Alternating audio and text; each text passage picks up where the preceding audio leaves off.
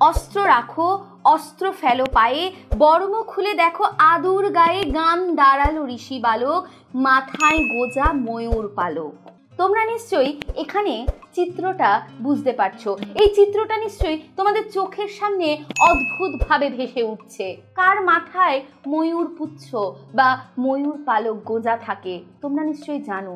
হ্যাঁ, এখানে সেই শ্রীকৃষ্ণের কথা বলা হচ্ছে, যে শ্রীকৃষ্ণ মাথায় ময়ূরের পালক গুজে আমাদের পৃথিবীতে অবতীর্ণ হয়েছিলেন কংসবধের উদ্দেশ্য নিয়ে।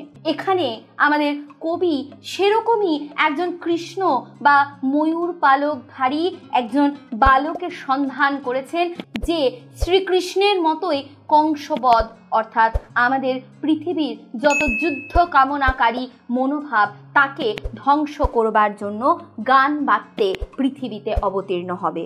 সম্পূর্ণ ভিডিও দেখতে ডাউনলোড করো আচার্য